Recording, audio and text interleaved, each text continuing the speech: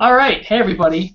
Welcome to this ninth chronological episode of the summer movie draft updates for the 2014 West Michigan movie draft. Hi, I'm Brad. Nice to see you all. It's been a long couple of weeks due to one, a vacation, two, a holiday, three, family members being sick, and a bunch of other things. So I've been promising you guys for several days that I would do one of these and edit it properly, but time is just not with me this week or last week or really much of anything right now. We've got a lot of things to do this week with the West Michigan movie draft players, so without further ado, I guess we'll just see where these numbers are. Let's turn on the old screen share here.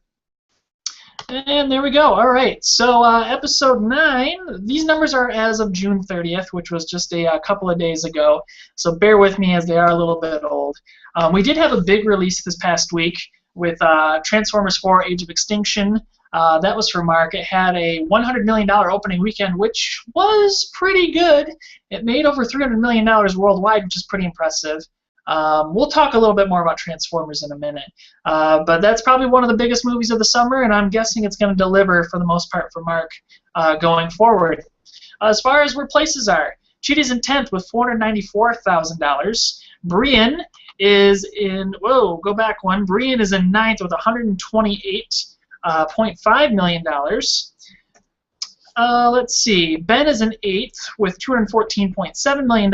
Corey is in 7th with $223.9 million. Oh my gosh, why is this thing yelling at me?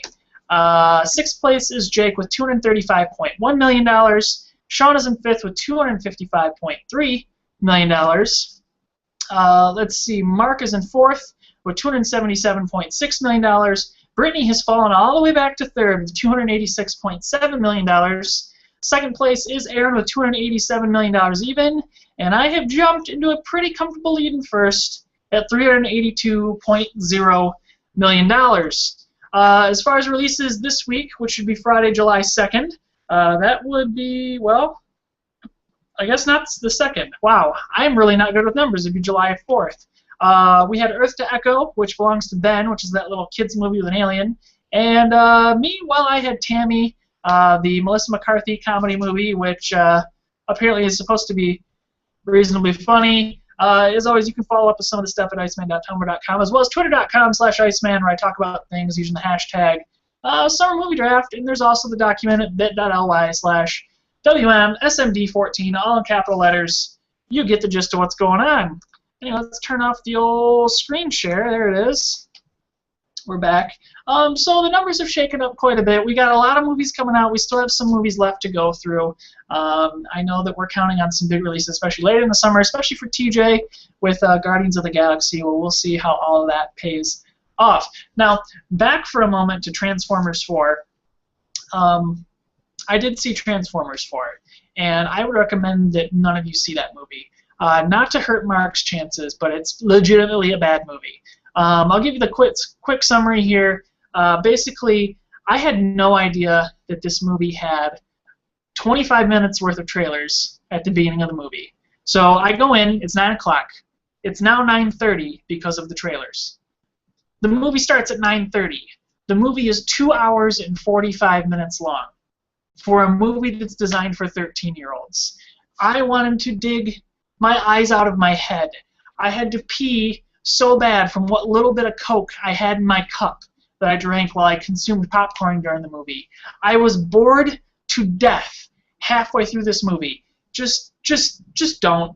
Just don't. I mean, sure, if you really enjoyed the last 3, yes, this movie is technically better than the last 2. Is it as cool looking as the 3rd one? I think that's debatable. Is the story better than the last 2? Absolutely. But really, it's not that different than the first one. But man, they just take everything that they had that was good about Transformers 1, and then the visual effects that built upon in 2 and 3, and they just throw it out the window. And it's pretty damn clear that Michael Bay just doesn't give a fuck. And that's just really the be-all and end-all of it. It's a Michael Bay film. You've got jingoism, horrible sexism, really tasteless racism, homophobia. It's just a mess. I mean, it's honestly a mess, and it's so surprising that General Motors would attach themselves so strongly to a property like this, because it's really just, it's just not a good movie. And, you know, I mean, sure, the special effects look interesting in some parts. Other parts, it's just downright terrible. I mean, the cars are cool. As a car guy, yay, cars. But, I mean, at the same time, it's just, oh my God, it's a goddamn mess. And I don't know. I know in the Slash film they talked a lot about deal breakers. I think people who tell me that they really, really like this movie, it's kind of going to be a deal breaker. I mean, I knew what I expected going in. It wasn't as bad as I thought it would be, but in some respects, it was way worse than I ever thought it could be. I guess, in my opinion, this franchise is pretty much over for me. I'm not really anticipating seeing the next one, unless it's like some crazy spectacle.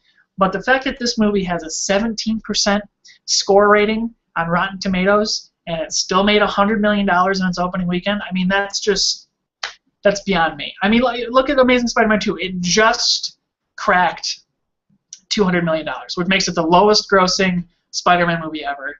I mean, that's just insane that this Transformers movie made half as much as Spider-Man. A movie that, at the very least, had a writer and acting and some sense of a cohesive story, and it actually ended, give or take, where it should have ended, versus Transformers, which has a whole movie for an hour and a half, 2 hours. It's a whole movie. And then you think it's done, and they're like, no, wait. We got one more movie left to show you, and it goes on for another 45 fucking minutes.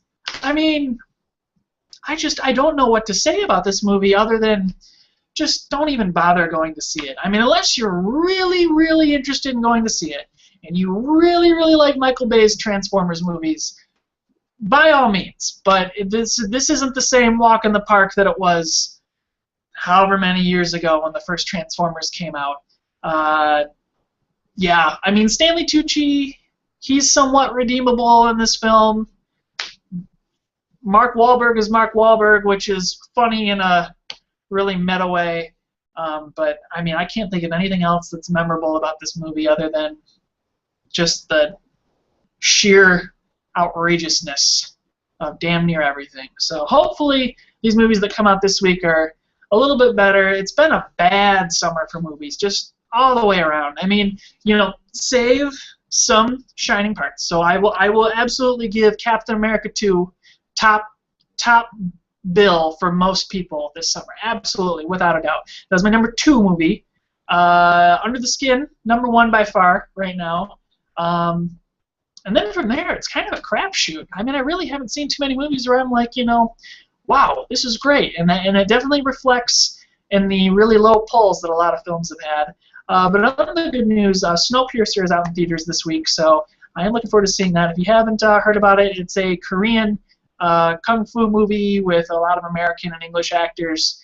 The apocalypse happens, and everybody lives on this train, and it goes all over the world to stay warm, and it's the poor and the rich and the whatever. I don't care. Chris Evans is in it, Captain America, Tilda Swinton's in it, awesome.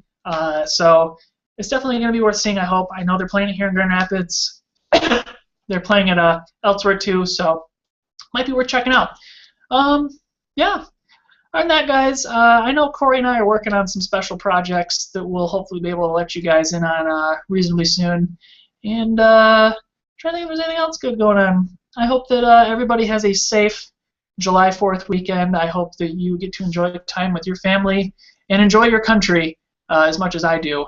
So with all that in mind, guys, I hope you have a wonderful rest of the day or night. See you later.